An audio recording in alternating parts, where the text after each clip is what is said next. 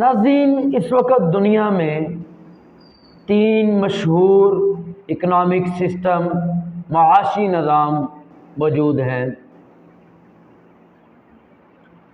سب سے زیادہ جو دنیا کے بیشتر و اکثر کنٹریز میں موجود ہے وہ ہے کیپٹلزم، سرمایہ دارانہ نظام، اور دوسرا کمیونزم، اشتراکی نظام، جو رشیا، چائنا اور چند ایک دوسرے ممالک میں موجود ہے۔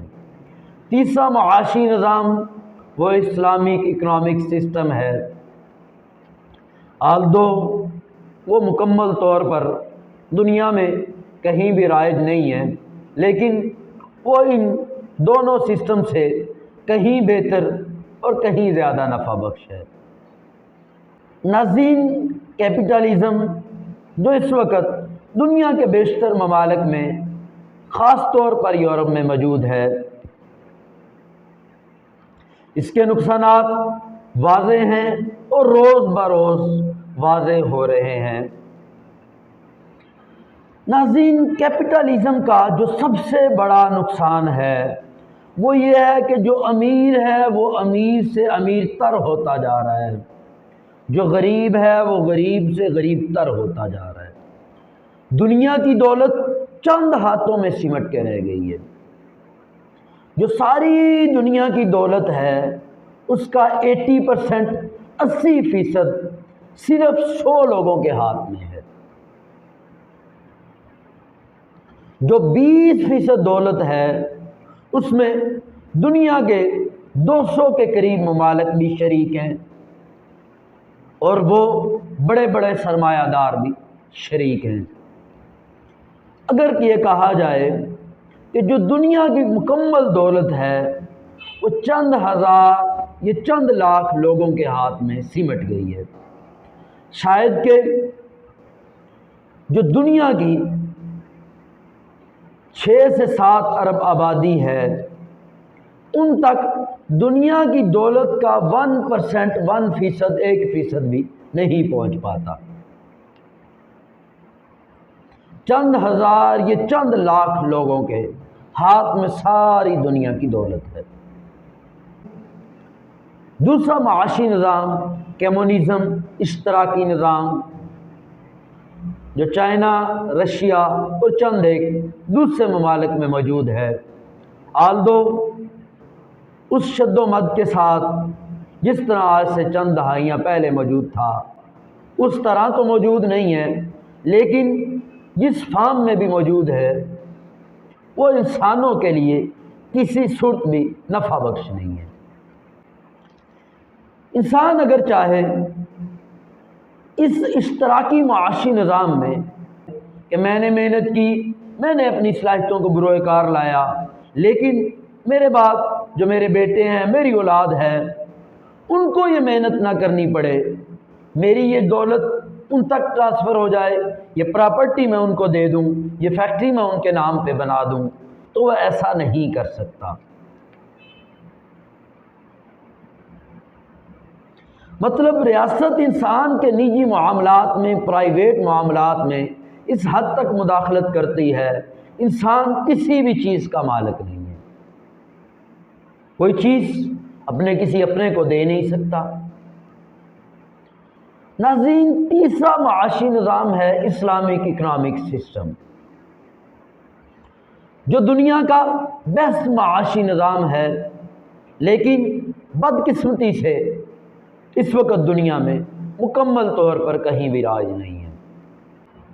اس معاشی نظام میں نہ تو ایسا ہے کہ جو امیر ہے وہ امیر سے امیر تر ہوتا چلا جائے، جو غریب ہے غریب سے غریب تر ہوتا چلا جائے، دولت چند ہاتھوں میں سمٹ جائے، تو ایسا بھی ممکن نہیں ہے، اور نہ ہی اسلام نے انسان کو اتنا مجبور محض بنا دیا ہے کہ وہ اپنی دولت، اپنی کوئی چیز اولاد میں ٹرانسفر نہ کر سکے یا وہ کسی چیز کا مالک نہ ہو سکے، بلکہ انسان اپنی پراپرٹی، اپنی چیز جس کو چاہے وہ دے سکتا ہے، اور مرنے کے بعد بھی جو اس کے زیادہ قریبی ہوتے ہیں ان میں وہ چیز ٹرانسفر ہو جاتی ہے۔ انسان اپنی چیز میں، اپنی ملکیت میں جو اس نے محنت کر کے دولت بنائی، جو سرمایہ اکٹھا کیا، جو چیز بنائی، اس میں وہ مکمل اختیار رکھتا ہے، اس کا وہ مکمل مالک ہے، جسے چاہے دے دے، جسے چاہے ٹرانسفر کر دے۔ ناظرین، امیر تر ہونے کا رستہ اسلام نے کس طرح روکا؟ سب سے پہلی چیز جو اسلام میں زکوٰۃ کا نظام ہے وہ اتنا مضبوط ہے کہ جس کی وجہ سے کسی صورت بھی دولت چند ہاتھوں میں نہیں سمٹ سکتی۔ اگر کسی آدمی کے پاس 1,00,000 روپیہ ہے تو اس میں 2,500 زکوٰۃ دے گا، اگر کروڑ ہے تو 2.5 لاکھ، ارب ہے تو 2.5 کروڑ۔ اس وقت جو ہم دیکھتے ہیں دولت چند ہاتھوں میں سمٹ چکی ہے، چند لوگوں کے ہاتھ میں صرف پیسہ ہے۔ جس طرح کہ کہا جاتا ہے، پاکستان کو دیکھ لیں کہ چنیوٹ جیسے صرف ایک ضلع میں 5,000 ارب پتی ہے، اور اگر پاکستان میں دیکھیں تو چند ہزار ارب پتی کے پاس تقریباً یہ ساری دولت ملک کی اکثر دولت ان کے پاس ہے۔ لیکن اگر یہ زکوٰۃ دیں تو جو ارب پتی ہے ہر سال 2.5 کروڑ زکوٰۃ دے گا۔ ایک سال نہیں، ہر سال وہ زکوٰۃ دے گا۔ زکوٰۃ کا معاملہ ایسا بھی نہیں ہے کہ جو چاہے دے دے اور جو چاہے نہ دے۔ حضرت صدیق اکبر رضی اللہ تعالی عنہ کا مشہور قول آپ نے سنا ہوگا، انہوں نے کہا تھا جو آپ صلی اللہ علیہ وسلم کے دور میں ایک تنکا بھی زکوٰۃ میں دیتا تھا، اگر اب وہ زکوٰۃ میں نہیں دے گا تو میں اس کے خلاف جہاد کروں گا۔ تو اس زکوٰۃ سے کیا ہوتا ہے، اگر صرف پاکستان کے امیر لوگ زکوٰۃ دینے لگ جائیں تو کوئی بھی آپ کو غریب نظر نہ آئے۔ صرف اس ملک میں بہت سے ایسے لوگ ہیں جن کے بارے میں یہ کہا جاتا ہے وہ کئی 100 اربوں کے مالک ہیں۔ اگر ایک شخص 100 ارب کا مالک ہے تو اس پہ زکوٰۃ ہر سال 2.5 ارب بنے گی، اور 1 ارب اتنی بڑی اماؤنٹ ہوتی ہے، کہتے ہیں اگر ایک شخص روزانہ 1,000 روپیہ خرچ کرے تو 3,000 سال تک وہ 1,000 روپیہ خرچ کر سکتا ہے۔ یہی وجہ ہے کہ اسلامی معاشی نظام اتنا مضبوط تھا کہ کوئی زکوٰۃ لینے والا نہیں ملتا تھا۔ بیت المال اس کثرت سے بھرا ہوتا تھا کہ لوگوں کی تمام ضروریات پوری ہونے کے باوجود بھی مال وافر مقدار میں موجود ہوتا تھا۔ حضرت عمر بن عبدالعزیز کے دور میں ایک گورنر نے کیپٹل کو جو وفاق تھا، حضرت عمر بن عبدالعزیز ان کو خط لکھا کہ پورے سال کے بجٹ کو مینج کرنے کے باوجود بھی، اخراجات کو پورے کرنے کے باوجود بھی بہت سی دولت، بہت سا سرمایہ بیت المال میں موجود ہے، اس کا کیا کیا جائے؟ حضرت عمر بن عبدالعزیز نے ان کو جواباً خط لکھا کہ اس دولت کے ذریعے جو مقروض ہیں اور قرض اپنا ادا نہیں کر سکتے ان کا قرض ادا کر دیا جائے۔ ایسا کرنے کے بعد گورنر نے دوبارہ خط لکھا کہ یہ تو میں نے کر دیا لیکن دولت ابھی بھی موجود ہے۔ تو حضرت عمر بن عبدالعزیز نے کہا وہ لوگ جن کے مہر پینڈنگ ہیں، وہ اپنی بیویوں کو مہر نہیں ادا کر سکے تو ان کے مہر ادا کر دیے جائیں۔ ادا کر دیے گئے، دوبارہ خط لکھا کہ دولت ابھی بھی موجود ہے۔ کہا وہ لوگ جو شادی کی ارینجمنٹ نہیں کر سکتے، جن کے پاس شادی کرنے کے لیے ریسورسز نہیں ہیں، ان کی مدد کی جائے، ان کی شادیاں کی جائیں، شادی کے معاملات میں ان کی مالی معاونت کی جائے۔ دوبارہ خط لکھا کہ یہ معاملات بھی کر دیے گئے لیکن دولت ابھی بھی موجود ہے، پیسہ ابھی بھی موجود ہے۔ کہا وہ لوگ جن کے پاس زمینیں تو ہیں لیکن بنجر زمینیں ہیں، ان کو قرض حسنہ دیا جائے۔ قرض حسنہ ہوتا ہے جب بھی ان کے پاس پیسے ہوں گے تو وہ ریٹرن کر دیں گے۔ کہا ان کو یہ پیسے دیے جائیں تاکہ وہ ان غیر آباد زمینوں کو آباد کریں۔ تو اسلام کا معاشی نظام اتنا مضبوط تھا، یہی وجہ تھی کہ کوئی شخص بھی اس ٹائم بھوکا نہیں مرتا تھا، کوئی زکوٰۃ لینے والا موجود نہیں تھا۔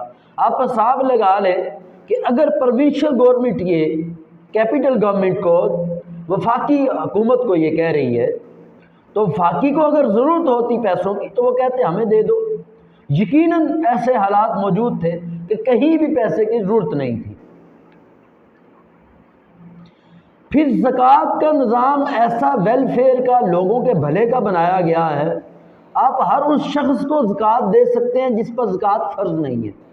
ایک شخص ہے، چاہے 20 لاکھ کی اس کے پاس گاڑی ہے، 50 لاکھ کی گاڑی ہے، لیکن وہ اس کی ذاتی استعمال میں ہے، اور 5 کروڑ کے گھر میں وہ رہ رہے ہیں، لیکن اس پر زکوٰۃ فرض نہیں ہے۔ 7.5 تولے سونا یا 52.5 تولے چاندی موجود نہیں ہے، تو آپ اس کو زکوٰۃ دے سکتے ہیں۔ جس پر زکوٰۃ فرض نہیں ہے اس کو زکوٰۃ لگتی ہے۔ آلدو سب سے پہلا حق تو ان کا ہے کہ جو مجبور ہیں یا جن کو ضرورت ہے، لیکن اگر اسلامی حکومت ہو اور دولت اسی طرح وافر مقدار میں ہو، جس طرح کہ حضرت عمر بن عبدالعزیز رحمہ اللہ کی مثال دی، تو ایسے لوگوں کو بھی زکوٰۃ دینے میں کوئی حرج نہیں ہے، اور ان کا لینا بھی کوئی عیب نہیں ہے اسلام میں۔ پھر اسلام میں اور بہت سے ایسے معاشی نظام اپنائے گئے ہیں کہ جو دولت کو چند ہاتھوں میں سمٹنے سے روکتے ہیں۔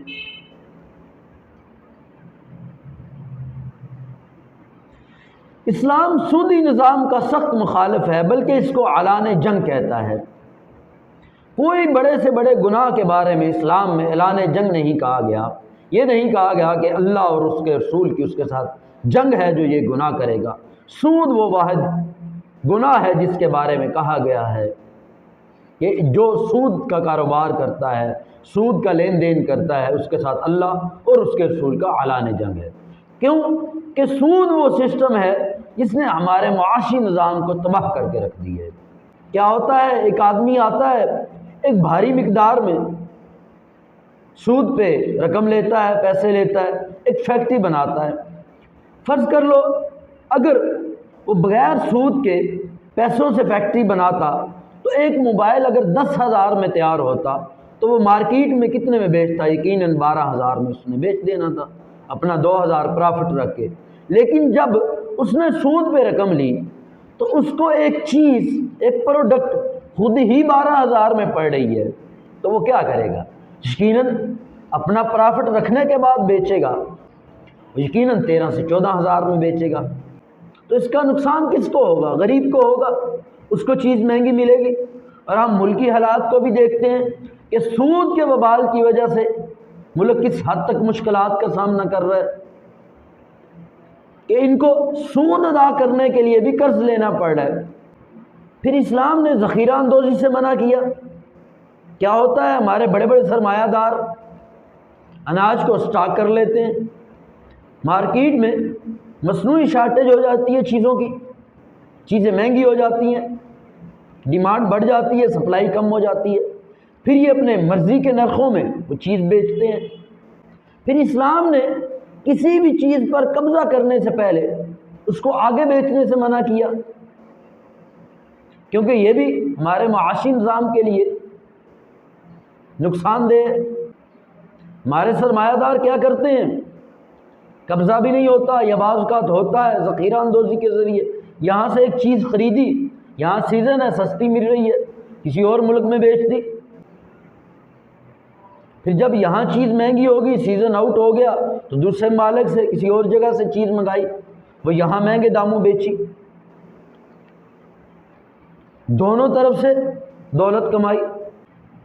پھر اسلام میں مارکیٹ میں آنے سے پہلے چیز کو خریدنے سے منع کیا۔ اب صلی اللہ علیہ وسلم نے اس کو ناجائز قرار دیا کہ کوئی سامان مارکیٹ میں نہیں آتا، کوئی اناج، کوئی پھل فروٹ، سبزی منڈی میں نہیں آتی، اس سے پہلے خریدنے سے منع کیا۔ کیا ہوتا ہے، سرمایہ دار پہلے ہی ان کے پاس چلے جاتے ہیں، چیز خرید لی جاتی ہے، اپنی مرضی کے ریٹوں پر مارکیٹ میں بیچی جاتی ہے۔ آپ نے اس سے منع کیا تاکہ جس نے چیز پیدا کی، جس نے محنت کی، وہ خود منڈی میں آئے، اس کے نرخوں کے مطابق بیچے۔ لیکن دھوکہ دہی کی جاتی ہے، اس کو بتایا نہیں جاتا ریٹ کا، وہ ناواقف ہوتا ہے، اسے چیز خرید لی جاتی ہے، مارکیٹ میں مہنگے داموں بیچی جاتی ہے۔ لیکن اگر وہ خود آئے گا، ایک تو اس کو بھی پرافٹ ملے گی، دوسرا کیا ہے، جو خریدار ہیں ان کے ساتھ بھلا ہوگا، لوگوں کو اناج وافر مقدار میں ملے گا، لیکن ہمارا سرمایہ دار کیا کرتا ہے؟ منڈی میں آنے سے پہلے ہی ان سے خرید لیتا ہے۔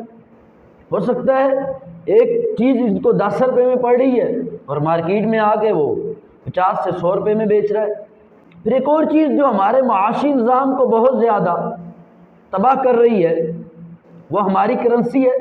اسلام میں جو کرنسی تھی وہ ہمیشہ سے سونا اور چاندی رہا، اسی کو ہی ثمن قرار دیا گیا۔